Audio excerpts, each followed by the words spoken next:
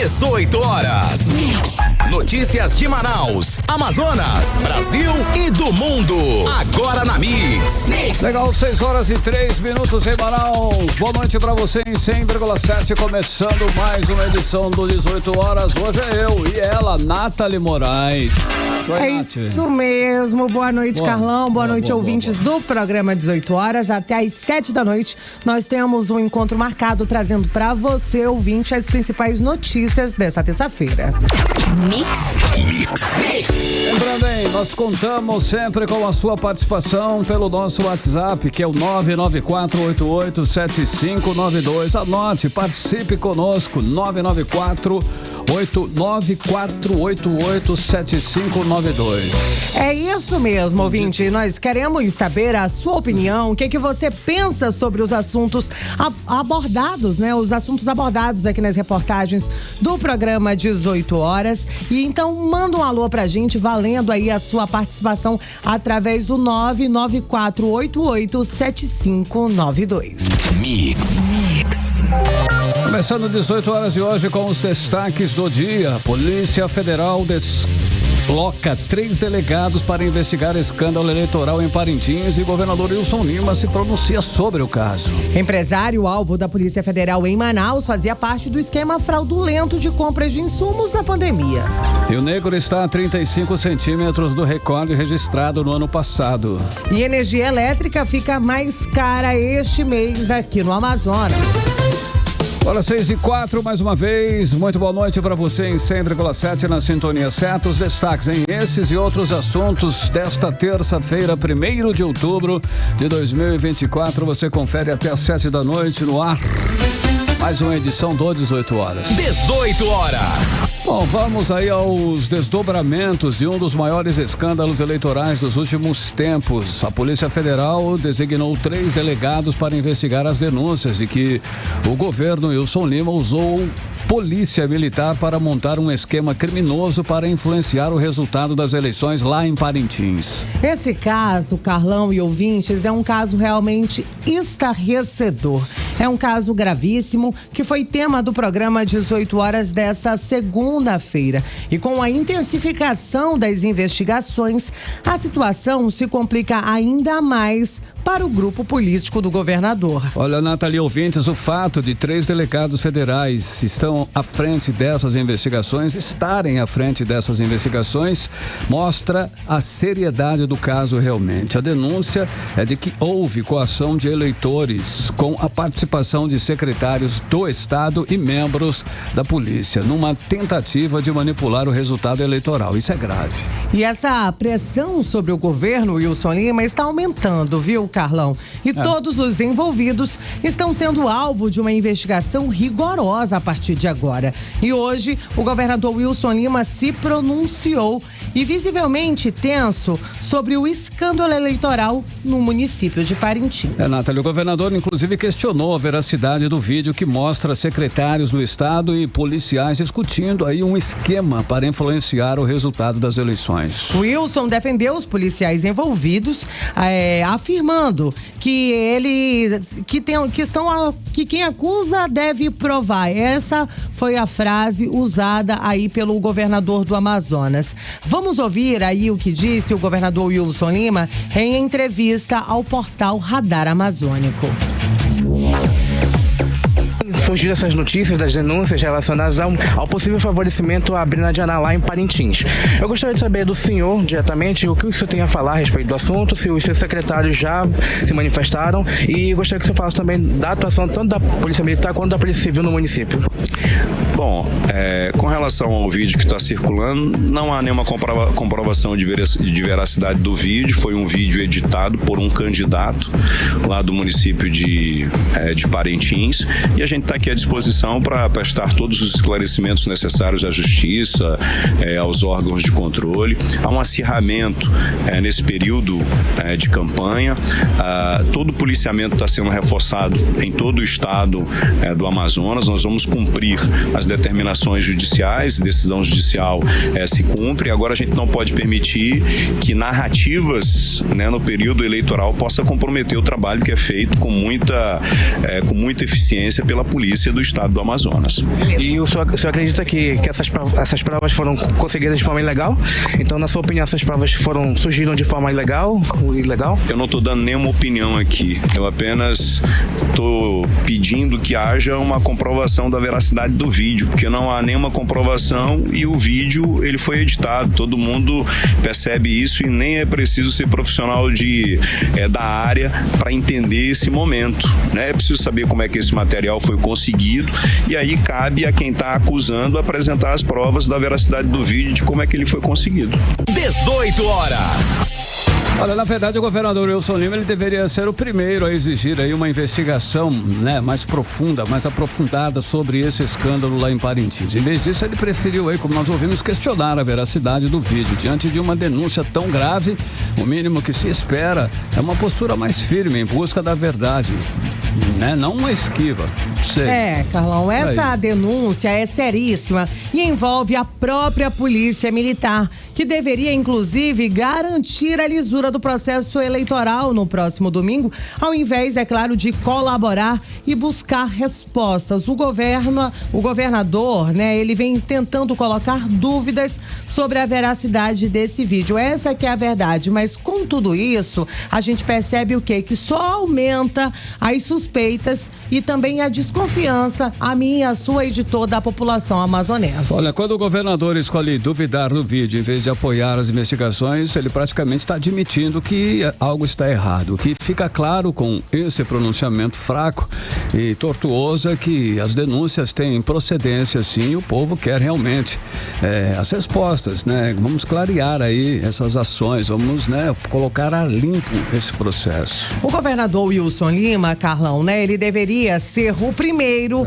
a querer esclarecer tudo isso e se proteger a democracia aqui do nosso estado, ao invés de questionar aí a veracidade do vídeo. Ele só aumenta ainda mais a sensação de que o governo está tentando encobrir alguma coisa. É essa a mensagem que ele passa aí nesse vídeo. Enquanto isso, a população espera mais do seu governo, especialmente diante de uma acusação tão séria, tão grave. Agora, 6h10, você no melhor mix do Brasil, os destaques desta terça-feira, mais uma edição do 18 horas. 18 horas. Olha só, hoje teve mais uma operação da Polícia Federal. Agora a operação atingiu em cheio um esquema de corrupção em Manaus.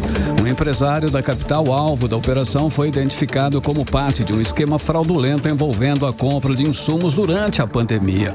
Essa fraude desviou milhões dos cofres públicos em um momento crítico em que a vida e várias vidas dependiam desses recursos. É revoltante, né, Carlão? É revoltante demais trazer essas informações e relembrar aí para os nossos ouvintes. Enquanto a população sofria aí com a falta de insumos, com a falta de oxigênio, empresários e agentes públicos aqui do Amazonas lucravam com a maior tragédia da nossa história, né? Vamos agora aos detalhes com o repórter André Meirelles, que traz pra gente todas as informações sobre essa operação da Polícia Federal aqui na nossa capital. Muito boa noite pra você, André, seja bem-vindo aqui aos nossos estúdios. Conta pra gente. Os policiais federais, eles cumpriram aí 3 mandados de busca e apreensão em 2 condomínios e em uma empresa também aqui na nossa capital. Conta pra gente.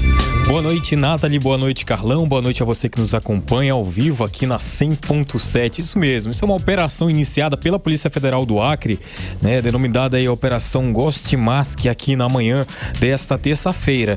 E como você falou, né, foi cumprido aí 3 mandados de busca e apreensão em 2 condomínios e uma empresa aqui da capital amazonense. Essa operação, ela apura fraude em processo licitatório para a compra de 500 mil máscaras cirúrgicas descartáveis que foram destinadas ao combate à Covid-19, aí no âmbito da Secretaria de Estado de Saúde do Acre. né? Então, um dos alvos é o empresário aí, João Moacir Pereira Filho, que é o proprietário da Sudu Tecnologia Educacional. João Moacir é sócio administrador dessa empresa, que fica localizada aqui na Rua Belém, no bairro Nossa Senhora das Graças, aqui na zona centro-sul da capital. Essa empresa que foi alvo da operação, ela é especializada em desenvolvimento e implantação de inovações pedagógicas e tecnologias educacionais para atendimento às redes públicas e privadas de ensino. Inclusive, os agentes da Polícia Federal do Amazonas, eles apreenderam equipamentos e documentos aí na presença de um advogado da empresa ali no local. E conforme, né, essas investigações, é uma empresa que tem contrato até mesmo com a CEMED aqui na capital amazonense. Olha, os outros mandados de busca e apreensão, eles foram cumpridos, né, em um condomínio de luxo aqui no bairro Adrianópolis, na zona centro-sul de Manaus, e outra equipe esteve em um condomínio no bairro Ponta Negra, na zona oeste aqui da capital amazonense, também para cumprir aí esses mandados de busca e apreensão. Os 6 mandados judiciais expedidos pela Terceira Vara Federal Civil e também Criminal da Justiça Federal foram cumpridos tanto aqui em Manaus, né, no estado do Amazonas, como também em Rio Branco, no Acre, e em São Paulo, capital. Os investigados agora vão responder judicialmente pelos crimes de falsidade ideológica, fraudes em licitação e lavagem de dinheiro, né? Então, é uma operação da polícia aí que vem já, né, tendo fases dessa operação, e essa de agora que a gente está acompanhando foi justamente aí que está investigando essa empresa juntamente com outras aí que fizeram então essa situação da compra de 500 mil máscaras cirúrgicas descartáveis que eram para ser destinadas à Covid-19, e a gente continua acompanhando aí os próximos passos dessa investigação. Nathalie, Carlão. Valeu, André Meireles. Agora 6h14, você era o melhor Mix do Brasil. 18 horas. Olha só, o nosso Rio Negro baixou mais 14 centímetros e está a apenas 35 centímetros do recorde de seca que foi registrado no dia 26 de outubro, lá no ano passado, hein, Nathalie? Aí, ó. E mantendo essa média de descida, esse recorde será batido, Carlão e ouvintes, até a próxima sexta-feira. Inclusive, os especialistas já admitem que o nível do Rio Negro poderá ficar mais baixo de 12 metros este ano, que seria aí extremamente prejudicial para a nossa população local. É um número bastante preocupante, né, Carlão e ouvintes? Sim. E lembrando que se a gente ficar e chegar abaixo dos 10 metros aqui na nossa capital, essa foi a garantia estabelecida pela concessionária de água, né, de que conseguiria fazer a captação do Rio Negro se a gente ficasse ali até 10 metros. Se o rio baixar ainda mais, a gente não sabe realmente como é que vai ficar a situação de abastecimento de água aqui na nossa capital. A gente realmente tem que esperar que possamos sim reverter toda essa situação. Já começou a chover, mas a gente sabe que a chuva que cai aqui em Manaus, ela não impacta nessa subida, aqui, né, Carlão? A gente precisa que chova em outras calhas. Na cabeceira, como né? Isso, naquela região de cabeceira. A gente precisa que chova nas calhas do Madeira, do Solimões, para então impactar na subida das águas aqui da nossa capital. Mas, Carlão, ainda que a gente ainda não tenha batido aí a cota de 12,70 metros da seca recorde registrada no dia 21 de outubro do ano passado, o número de pessoas afetadas já supera o do ano passado. E aí hoje, né, o governo do Amazonas, o Comitê de Enfrentamento à Estiagem, eles fizeram uma entrevista coletiva para trazer aí para a população em geral, né, para a sociedade amazonense. Afinal de contas, a gente tem cobrado muito, né, que para onde é que está indo todo esse dinheiro que está sendo enviado, né? A gente já falou aí de mais de 500 milhões de reais enviados aqui para a Amazônia por parte do governo federal. E aí hoje eles fizeram meio que uma entrevista coletiva para prestar contas com a sociedade de tudo que está sendo realizado até o momento. E aí eles trouxeram pra gente que nessa primeira fase da Operação Estiagem estão sendo beneficiadas várias comunidades. A maioria das comunidades afetadas, inclusive aqui dentro da nossa capital, Manaus, né? São comunidades como São Sebastião, Livramento. O objetivo agora, inicialmente, é alcançar pelo menos 96 comunidades rurais de Manaus que estão já com dificuldades para ter acesso a alimentos e, inclusive, Carlão, para água potável também e outros materiais necessários aí para garantir o quê? A produção dos pequenos produtores rurais. Todos esses insumos, eles serão entregues para as comunidades da zona rural.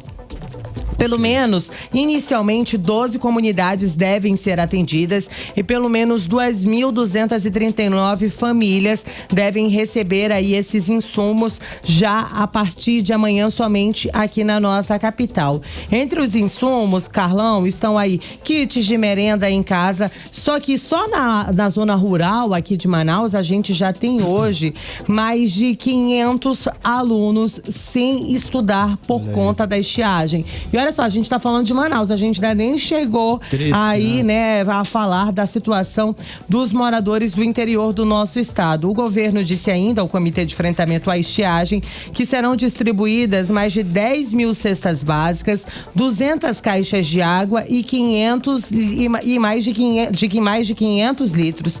E aí a gente sabe, nesse momento, Carlão, esse é um importante item para armazenamento, principalmente para a água da chuva, ainda que a chuva também esteja escassa, mas essas pessoas contam aí com essas caixas d'água para então fazer esse armazenamento assim que possível. E aí eles também, né, devem entregar alguns insumos e medicamentos. A gente sabe, nesse período aumenta muito o número de doenças diarreicas, então tudo isso deve ajudar. Eles também devem entregar alimentos para os animais. Serão entregues mais de 30 toneladas de farelos de soja e 20 toneladas de ração para aves e roçadeiras, que também deve ajudar ali, né? Principalmente aquelas pessoas que trabalham em plantações de mudas, como café e vários plantios aqui da nossa região. A gente vai ouvir aqui agora a fala do governador Wilson Lima, que falou um pouco mais sobre a entrega desses insumos. Nós começamos lá atrás essas entregas, inclusive com o apoio das Forças Armadas. Nós, inclusive, as primeiras entregas foram feitas ali nas calhas do Solimões, Juruá e Purus, regiões que começaram a ser, primeiramente, afetadas, e a gente segue um cronograma. Então, nos próximos 20 dias, a gente encerra essa primeira etapa de entrega de 130 mil cestas básicas, e aí a gente vai avaliando o comportamento dos rios. 18 horas. Carlão, né? Todas as nossas autoridades vão seguir avaliando toda essa situação de descida aí das águas, como você disse. Nas últimas 24 horas, o Rio Negro baixou mais 17 centímetros. E aí, de acordo com a Defesa Civil aqui do estado, pelo menos 186 mil famílias já são impactadas de forma direta. Isso daí, se a gente fizer um cálculo, são aproximadamente 747 mil pessoas impactadas pela seca severa aqui no nosso estado. A meta nessa primeira etapa da Operação Estiagem é entregar mais de 130 mil cestas básicas em todo o nosso estado, como explica aí o Coronel Francisco Máximo, ele que é secretário da Defesa Civil. É uma ação humanitária muito robusta para poder alcançar esses irmãos ribeirinhos que estão extremamente necessitados. Isso inclui ainda entregas de purificadores do projeto Água Boa, que vão ser instalados em comunidade, distribuição de águas por parte da COSAMA também, que é um item extremamente importante nesse momento. Enfim, estamos dando continuidade dentro da operação, lembrando que a Operação Estiagem ela continua. Hoje estamos em 41 municípios, ou seja, são 41 municípios dos 62 que estão recebendo nesse momento a ajuda humanitária do governo. 18 horas. É isso, né, Carlão? A gente está apenas 14, a gente baixou aí mais 14 centímetros. A gente está a apenas 35 centímetros de bater aí a seca recorde registrada em 2023. Mas é claro que a gente vai continuar acompanhando e atualizando os nossos ouvintes sobre essa situação da estiagem aqui no nosso estado, Carlão. Legal. Cíntia, Nathalie Moraes, agora 6h22, aqui a Cíntia já tô com ela na cabeça. 18 horas. Agora nós vamos conferir os bastidores da campanha eleitoral aqui do Amazonas, Cíntia Blink, já está aqui conosco em nossos estúdios. Boa noite, Cíntia Blink. Oi. Agora, oi. Sim, vai lá. Boa noite, Carlão. Boa noite, Nathalie, todo mundo que tá com a gente na 100.7. Bacana, Cíntia. Olha só, hoje nós temos aí o penúltimo debate e parece que apenas 3 candidatos devem participar. É isso? Confere essa informação, Cíntia. É isso, na verdade a gente vai ter um debate sem o atual prefeito, lembrando que o atual prefeito Davi Almeida não foi a nenhum debate, ele argumenta que os debates não vão falar exatamente sobre propostas e ideias, mas vão atacá-lo, né? Os outros candidatos pretendem atacá-lo, isso tem sido o que ele fala, o argumento dele, para não participar de nenhum debate, de fato ele não foi a nenhum. E também é possível que teremos a ausência de Roberto Cidade, que também não irá participar. Roberto Cidade, que fala-se, né, tem pesquisas apontando ele como possivelmente certo ali no segundo turno, mas tem outras que falam que não, que na verdade está muito acirrado entre Roberto Cidade, Amomandel e Capitão Alberto Neto. Então, a gente está diante dessa situação em Parintins também. Fala-se que a reunião foi na casa de uma prima do Cidade. Não sei se por isso, mas o fato é que depois dessa história rolar, ele não irá ao debate. Ele também já deixou de ir a outro debate, então não é uma grande novidade. Davi não foi a nenhum, mas Cidade não é a primeira vez também que falta. Mas vamos ver na hora, porque assim, apesar deles dizerem que não vão, segundo a lei, se eles quiserem simplesmente aparecer no debate, ainda que não tenham participado de reunião com advogado, de toda aquela burocracia que precisa ter antes, eles têm direito. Se eles tiverem a representatividade no Congresso, né? E os dois têm, eles têm direito a participar. Então, podemos, é claro que é uma possibilidade remota, né?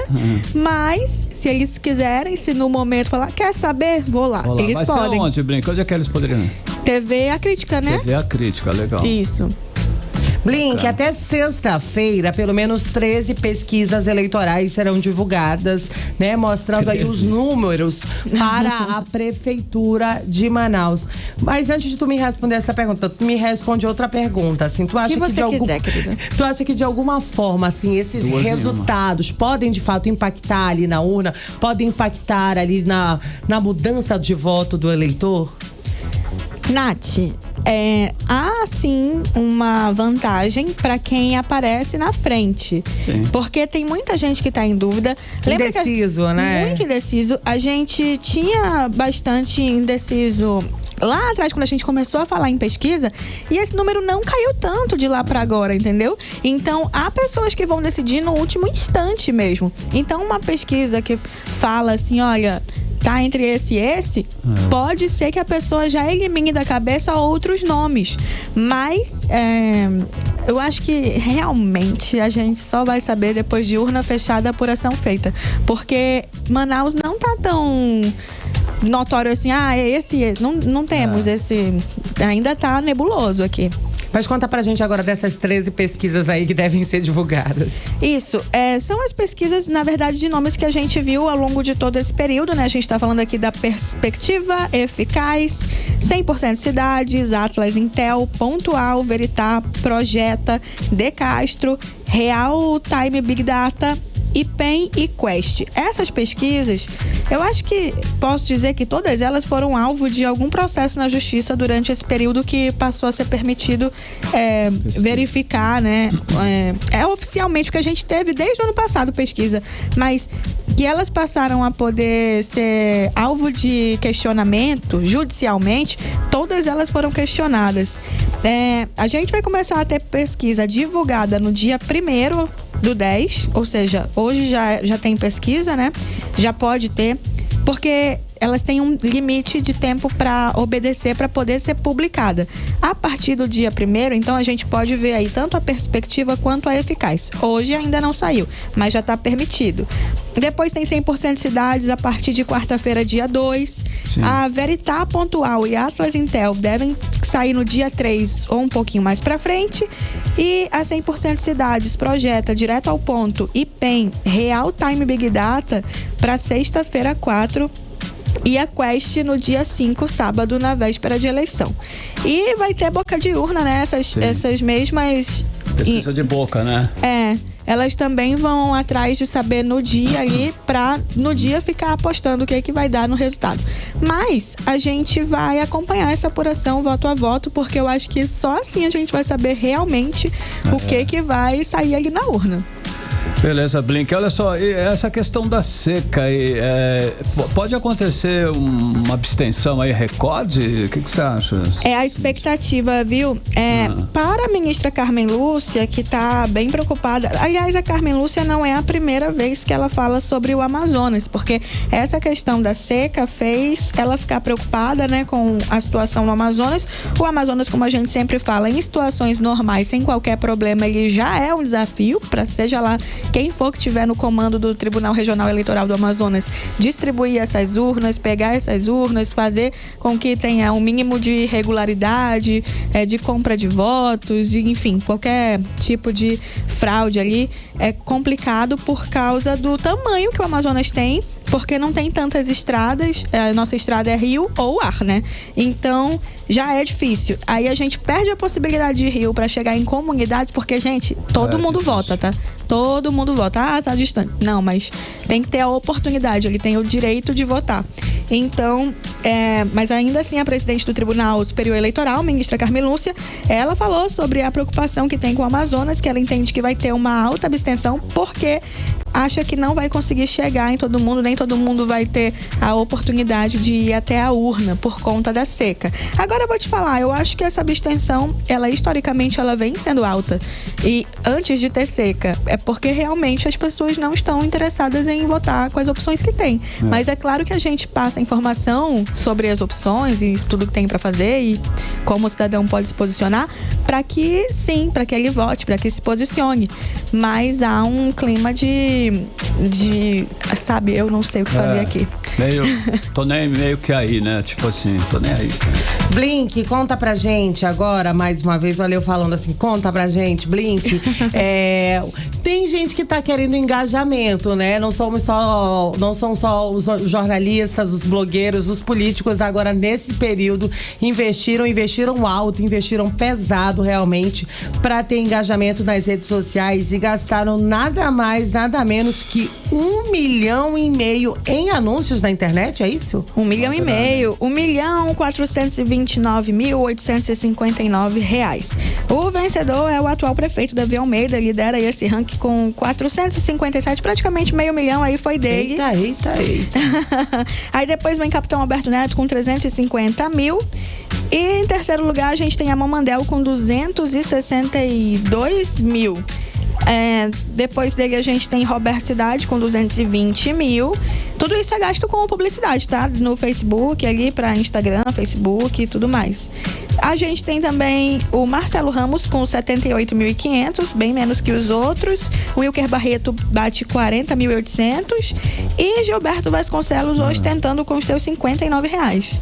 59. Agora eu acho estranho, porque o Cidade é o que eu mais vejo na mídia e você me falou que ele gastou menos que... Ele gastou menos, mas ele gastou em mais vídeos. Ele botou menos dinheiro em mais vídeos. Maior frequência, pelo menos de modo geral. Estranho. Ele fez em 40 publicações. Gente, eu tenho uma novidade rapidinho sobre Parintins, tá? Vocês estão gostando desse assunto? Eu tenho. Ótimo. Olha só, tá na mão do juiz Cássio André Borges, juiz eleitoral, uma decisão importantíssima. Lembra que a juíza Juliana Reis tomou uma decisão de retirar as forças policiais do Amazonas, que saíram de Manaus para Parintins, né, para retornar? Pois ainda há tempo deles voltarem ou não. Mas o Estado entrou com um mandado de segurança pedindo aí que mantenha sim esses policiais ali, porque eles não estão ali à toa, eles estão ali para proteger a população durante esse período eleitoral. Essa é a versão oficial. O que Juliana, que é a juíza, fez ela tomar essa decisão, né? Foi justamente o vídeo que Matheus Assayag, outro candidato a prefeito de Parintins, argumentou, que mostrou um vídeo mostrando ali que a cúpula do estado do Amazonas suspeita, né, teoricamente, estaria tramando para beneficiar Brena Dianar, nessa corrida eleitoral lá na cidade de Parintins. E esse foi o principal motivo, esse vídeo. Só que o governo argumenta o seguinte: esse vídeo foi feito de maneira ilegal, a gente viu o governador falar que ele é manipulado, enfim. E não daria para tomar essa decisão com base nesse vídeo, já que ele foi feito de forma irregular e ilegal. E agora, cabe ao Tribunal Regional Eleitoral do Amazonas, na pessoa do juiz Cássio Borges, decidir se derruba a decisão da Juliana Reis, da colega juiz ali, ou não. Aí a gente vai ter que ficar de olho para saber o que Cássio André Borges fará com esse pedido de mandado de segurança. É briga de gente grande agora, totalmente. Né? Beleza, é isso? Fechou? É isso. Cíntia. Amanhã eu volto com mais informação pra você. Valeu, Cíntia Blink. Agora 6h32, você no melhor mix do Brasil. 18 horas. Só atenção, em Manaus e em outros 50 municípios do Amazonas, a votação no domingo será de 7 da manhã às 4 da tarde, ok? Desde a eleição passada que vale esse horário. Antigamente era das 8 da manhã até as 5 da tarde. Então agora, detalhe, é das 7 até as 4 da tarde. Já em 11 cidades do interior, devido a esse fuso horário, a votação será de 6 da manhã até as 3 da tarde. Estamos falando aí dos municípios de Atalaia do Norte, Benjamin Constant, Eirunepé, Amaturá, Envira, Guajará, Ipixuna, Itamaraty, Tabatinga, São Paulo de Olivença e também o município de Jutaí. Legal, 6h33. Continue ligado, daqui a pouquinho você vai saber por que a energia elétrica tá mais cara. Olha aí, hein? A partir de hoje, detalhes em instantes. 18 horas. E agora conferindo a previsão do tempo e temperatura para amanhã, quarta-feira, aqui em Manaus é a Nathalie. Previsão do tempo. Olha, Carlão, para esse dia 2 de outubro, a gente começou o mês, né, com um clima mais ameno e a previsão é para que nós tenhamos nesta quarta-feira sol com algumas nuvens, mas sem chuva. Essa é a previsão segundo aqui o Clima Tempo. O sol deve aparecer durante a manhã e a tarde e a gente deve ficar aí na casa, né, a temperatura mínima de 25 graus e a máxima de 35 graus.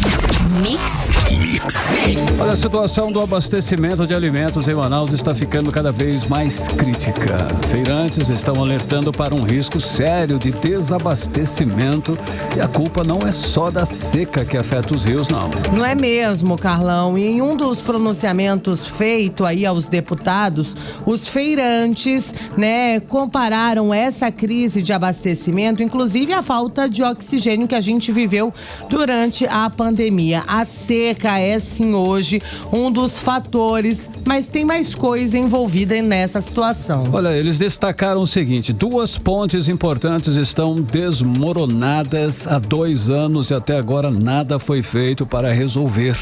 Além disso, a balsa usada para o transporte de alimentos fica praticamente inviabilizada durante a vazante. Caminhões estão se acumulando sem previsão de quando poderão seguir viagem, situação realmente bastante séria. E a gente vem já, né, Carlão, acumulando prejuízos e principalmente sentindo o impacto de tudo isso no bolso. Eu tenho certeza que eu, você, os nossos ouvintes, quando chegam ali do supermercado, já conseguem ver uma diferença na hora de pagar a conta. Mas ainda tem mais, né, Carlão? A gente sabe, toda essa falta de pavimentação na BR-319 só piora ainda mais toda essa situação. A gente vai agora aos detalhes com a repórter Odineia Araújo, que traz para a gente mais informações sobre os riscos de desabastecimento aqui na capital.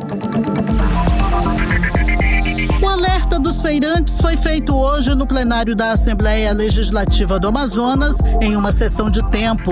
Um dos que fez o alerta foi o feirante Moacir Cintrão, da Feira da Banana, que há 40 anos trabalha no abastecimento de alimentos da capital. As autoridades têm que tomar uma providência e correr atrás enquanto tem tempo.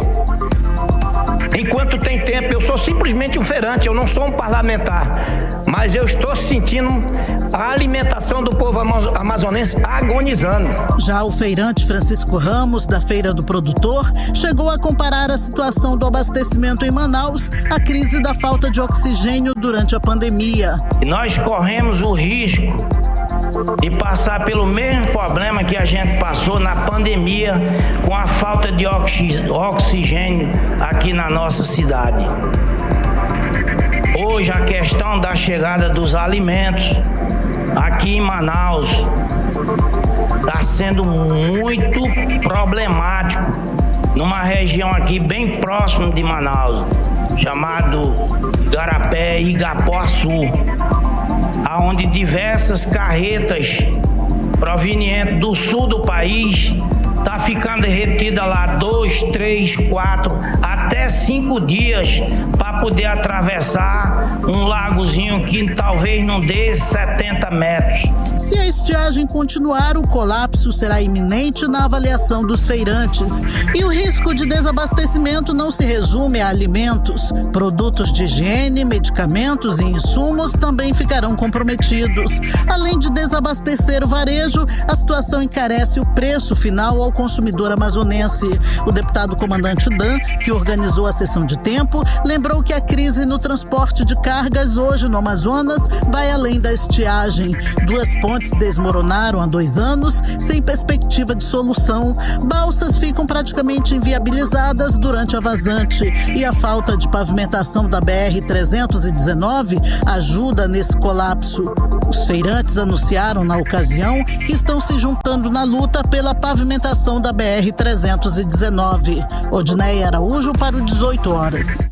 Você está ouvindo 18 horas. Agora são 6h38 e as mudanças climáticas estão pegando pesado aqui na nossa região. Os lagos da Amazônia registraram em agosto a maior média de temperatura de todos os tempos, o que só mostra que o clima está realmente ficando cada vez mais extremo, hein, Nathalie? É verdade, Carlão. Esse aumento na temperatura pode ter consequências graves para o meio ambiente, para as comunidades também que dependem dessas águas. A gente volta a falar agora, ao vivo, com o repórter André Meirelles, que já está mais uma vez aqui nos nossos estúdios para trazer os detalhes sobre essa problemática. Mais uma vez, boa noite para você, André. Fala pra gente, essa elevação nas temperaturas está afetando diretamente a vida em volta dos lagos, prejudicando a fauna, a flora e até a pesca?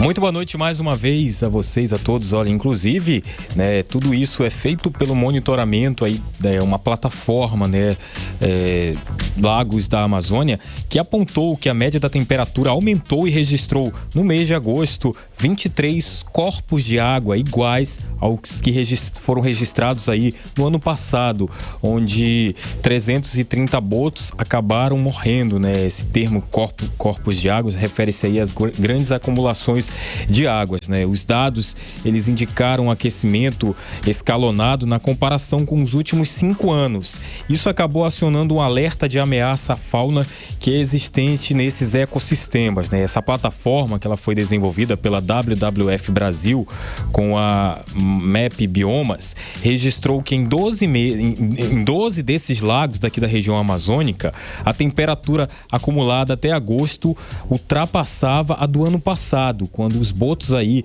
das espécies cor-de-rosa e tucuxi morreram depois que as águas dos lagos de Tefé e Quari atingiram na verdade 40 graus Celsius até o fim do mês de setembro, né? E também a partir dessa plataforma, as alterações similares puderam ser observadas em outros 22 lagos com os mesmos corpos de água que apresentaram essas características parecidas aí, né? Inclusive a gente tem a fala agora da ativista socioambiental, que é a Stephanie Azevedo, ela que já fez parte também do Instituto Mamirauá, viveu essa tragédia dos botos aí que aconteceu ano passado e também traz esse comparativo de como é que está a situação nesse ano. Vamos acompanhar. A seca esse ano foi muito mais extrema extrema, né? Muito mais severa do que o ano passado. Apesar do ano passado a mortandade de botos ser muito maior, devido também à qualidade do ar e o aquecimento da água, né? Esse ano, apesar de estar mais seco do que o ano passado, ainda teve períodos de chuva, consequentemente fez com que a água esfriasse um pouco. Isso afetou também fez com que não tivesse tanta mortandade de botos, fora algumas instituições que fizeram expedições com antecedência para que, de fato, pudesse proteger esses animais. 18 horas. Tá aí, a gente conferiu a fala da Stephanie Azevedo, que é ativista socioambiental, inclusive moradora também ali do município de Tefé, no interior do Amazonas, trazendo esse comparativo. Agora, sobre temperaturas das águas, que prejudica, de certa forma, os botos, os peixes, e influencia, e também que é influenciada, na verdade, pelo calor e por essa estiagem, que é essa falta de chuva. Falando, inclusive, agora sobre essa falta de chuva, a gente também procurou ouvir como é que vai ficar a previsão do tempo, e quem traz essas informações pra gente é a meteorologista do Clima Tempo, Andréa Ramos. Usando o tempo para os próximos dias ainda em Manaus, ainda persiste esse padrão de chuvas, principalmente no final da tarde, que vem em forma de pancadas de chuvas, com trovoadas, rajadas de vento e até a possibilidade de queda de granizo. Começou o período chuvoso, uma vez que a região norte tem um período chuvoso e um menos chuvoso, e em outubro já começa um aumento de forma linear das chuvas.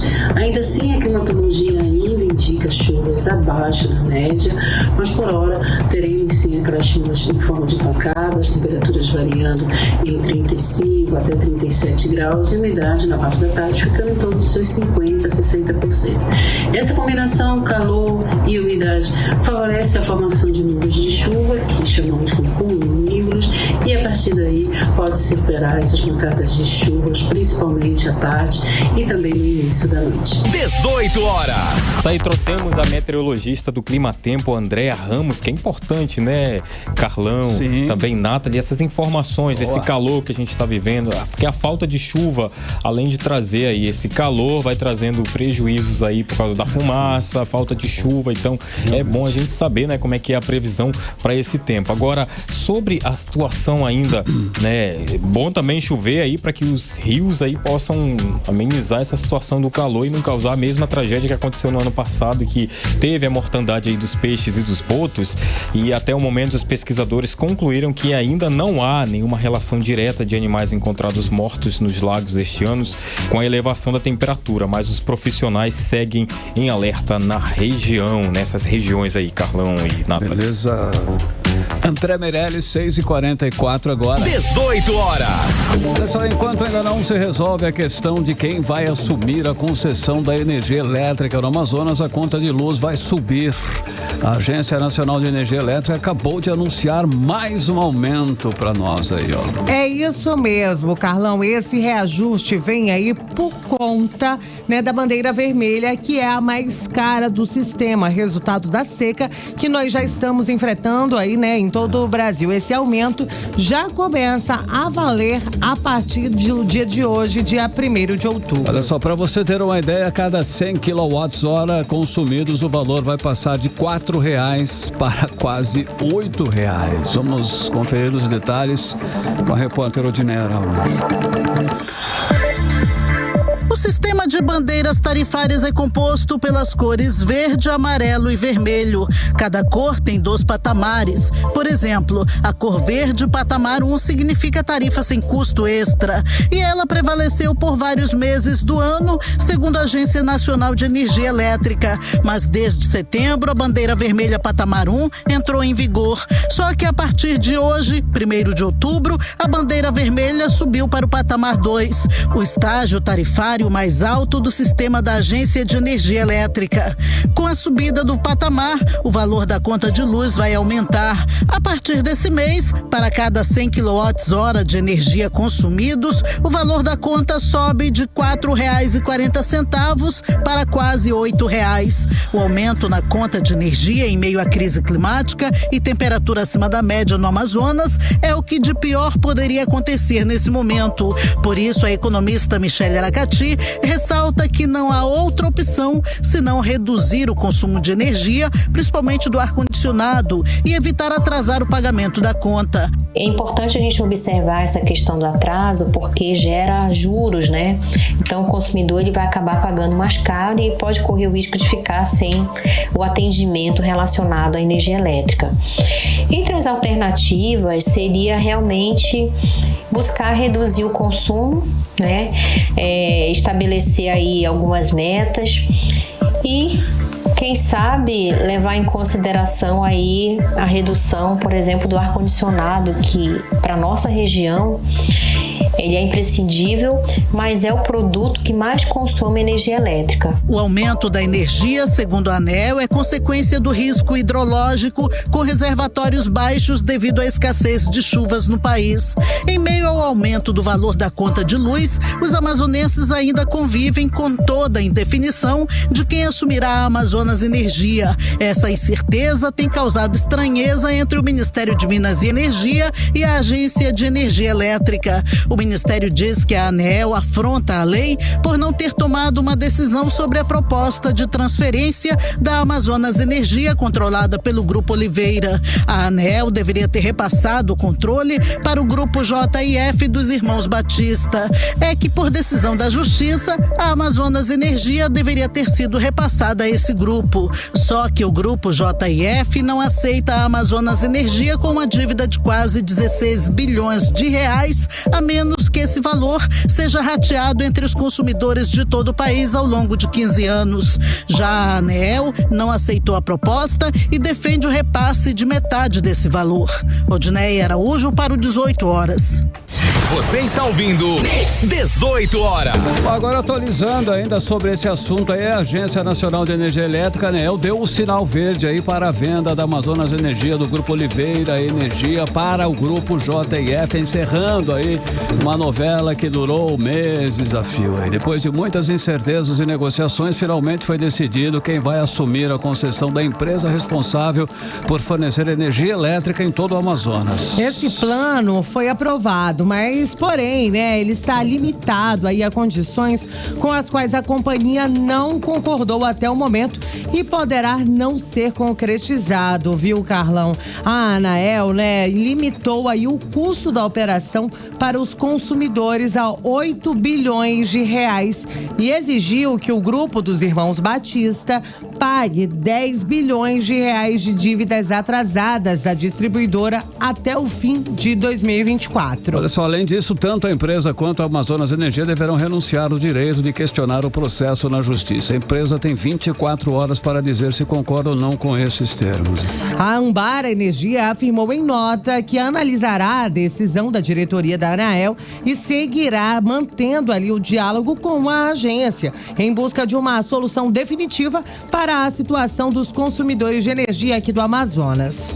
Então vamos ver agora se essa pendenga chega ao fim. Essa situação só está trazendo, é claro, prejuízos para nós amazonenses que, né, pagando aí uma energia cara, recebendo em troca um péssimo serviço. Realmente, Carlão, e sem contar que temos um sucateamento muito grande, né, ali dentro da Amazonas Energia, que não faz os investimentos necessários para melhorar os serviços. Os apagões são cada vez mais frequentes e a situação só piora para nós que somos os consumidores. Legal, 6 horas e 50 minutos em Manaus. Agora nós seguimos para Brasília, capital federal. Vamos chamar o nosso correspondente Carlos Eduardo Matos, o Cadu, que tem aí as notícias mais quentes lá da capital, lá de Brasília, já que ele tá lá no meio, né, fervendo lá. Boa noite, Cadu. Boa noite, Nath, boa noite, Carlão. Certo. Vamos falar de política, vamos lá. Olha só, a Comissão de Assuntos Econômicos do Senado decidiu hoje os impactos da reforma tributária no Simples Nacional e na Zona Franca de Manaus. Olha só, quem representou o Amazonas nesse debate, Cadu, conta pra gente. Boa noite, Carlão. Vamos lá. Carlão, o Amazonas foi representado por consultores do governo do Amazonas, da Suframa e também pelo presidente da Eletros, o senhor Jorge Nascimento Júnior. Todos eles aí com argumentos muito fortes em defesa da Zona Franca de Manaus. Essa audiência, Carlão, faz parte dos debates em torno da regulamentação da reforma tributária, que está nas mãos do senador Eduardo Braga, que até então é o relator da matéria. A gente já falou, esse até então é porque estou me referindo àquela questão que o Eduardo Braga ainda não foi nomeado relator. Oficialmente, ele é um relator informal. Importante frisar isso. Essa equipe, Carlos, essa equipe do Amazonas, como ela é muito técnica, formada aí por economistas, eles detalharam ponto a ponto os perigos que a Zona Franca de Manaus está correndo nessa regulamentação da reforma. Então, questões ligadas principalmente a crédito presumido, a alíquotas de imposto. A briga é para manter o que a Zona Franca já conquistou, Carlão, porque tem pequenos detalhes que o governo federal alterou que vão comprometer a competitividade do nosso modelo econômico a médio e longo prazo. Então eu trouxe aqui um trecho da fala do José Jorge, o presidente da Eletros, nesse sentido. E segundo ele, a briga da Zona Franca não é com o Brasil, não é com os estados, é com a concorrência internacional. Vamos ouvir o que ele disse.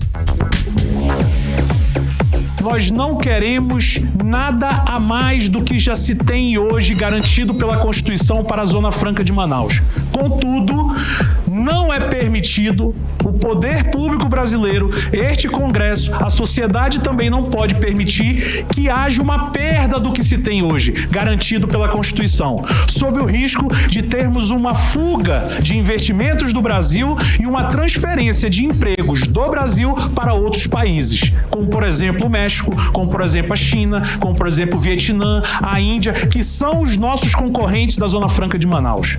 As pessoas pouco compreendem que a ameaça à Zona Franca de Manaus não são os estados brasileiros. A ameaça à Zona Franca de Manaus são os outros países, porque uma indústria, quando ela toma a decisão de sair da Zona Franca, dificilmente ela irá para outro estado, ela irá para outro país, porque nenhum ambiente no país propicia condições para que a gente seja competitivo frente ao produto importado. 18 horas. Muito bem, nós ouvimos aí Jorge Júnior, que é presidente da Eletros, e ele levantou um assunto aí, né? Fuga de investimento do nosso país. O que é isso, Cadu? Complicado nessa situação. É aquela questão. O problema da Zona Franca de Manaus é no detalhe. E é no detalhe que mora o diabo, como diz o ditado, né, Carlão e Nath? Porque a conversa nessa audiência, ela precisa ser enfática, precisa ser didática, para que os senadores de outros estados, o país inteiro, entendam que a Zona Franca é um modelo bem-sucedido, não só porque concede incentivo fiscal, mas é porque alinha a indústria e meio ambiente, né? É uma conquista de anos. E isso ajuda a manter 95% da floresta do Amazonas em pé. Então é um modelo exclusivo feito para o Amazonas, é um modelo que dá certo. E isso o Brasil ainda não entende. Essa aqui é a grande problema. Mas, Carlão, falando sobre reforma tributária como um todo, sobre a regulamentação, nunca mais se falou nada sobre esse assunto, né? Só se fala sobre eleição, sobre tudo, né? A gente esqueceu o assunto reforma tributária. Depois que a Polícia Federal indiciou o Eduardo Braga, Renan Calheiros, Romero Jucá por corrupção, nunca mais se falou nada de reforma, só se fala também nesses assuntos, mas é porque tem uma desavença política nos bastidores entre o presidente Lula e o presidente da CCJ, Comissão de Constituição e Justiça do Senado, que é o Davi Alcolumbre, que ao que tudo indica vai ser o futuro presidente do Senado. Sim. Os pontos para essa conjuntura entre os dois lados não estão definitivamente fechados, então tem chumbo trocado.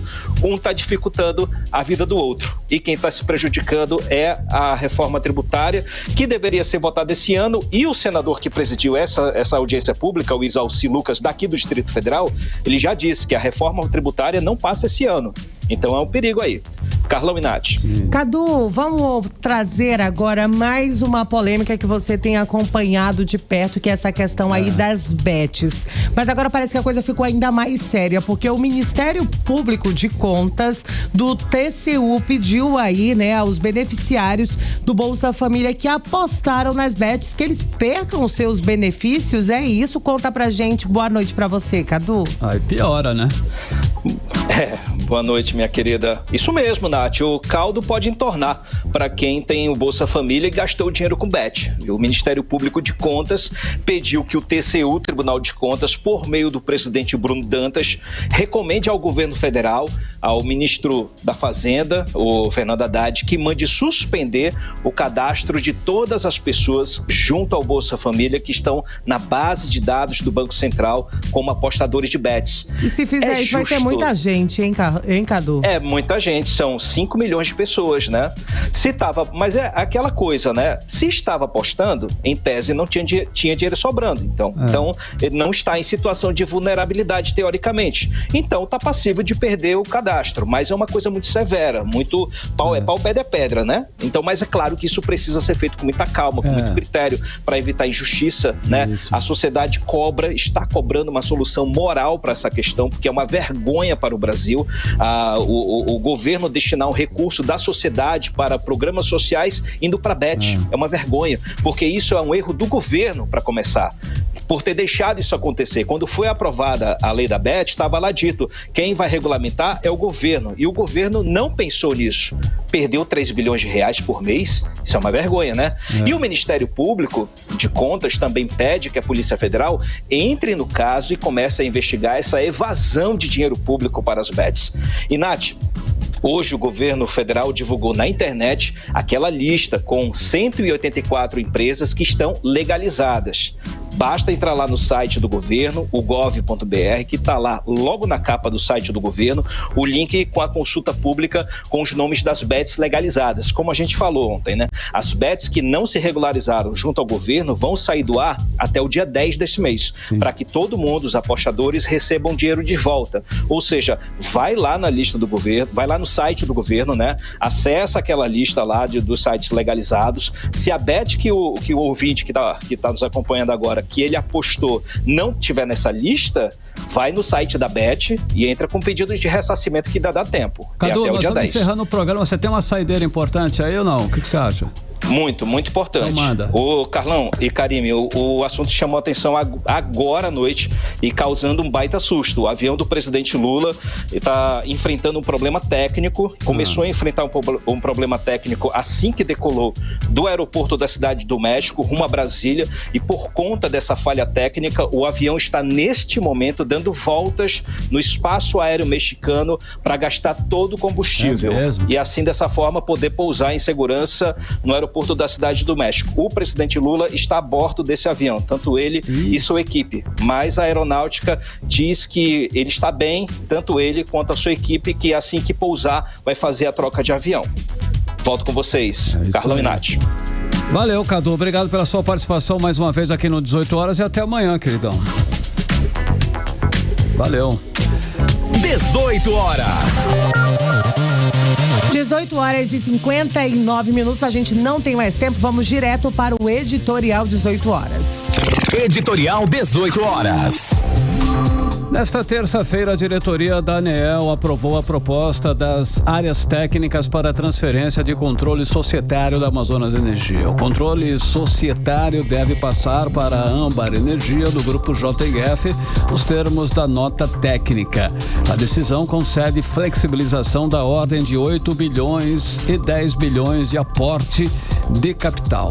Com a decisão, a empresa que pedia flexibilização de 15,8 bilhões de reais poderá assinar um termo em que renuncia à ação judicial em andamento e desistir de se opor sobre qualquer deliberação realizada pela ANEEL.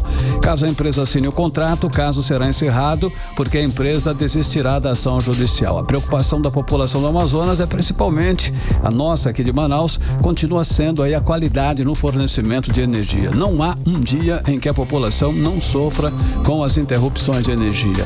E a transferência da Amazonas Energia não vai poder vir sem uma garantia de que o serviço vai melhorar. E a ANEEL e o governo federal devem atuar para que isso ocorra. Afinal, o consumidor já espera há muito tempo por um fornecimento confiável de energia aqui no estado do Amazonas. 18 horas. 7 em ponto, Nathalie, boa noite, até amanhã. Boa noite. Você ouviu 18 horas. As notícias do Brasil e do mundo. De volta amanhã.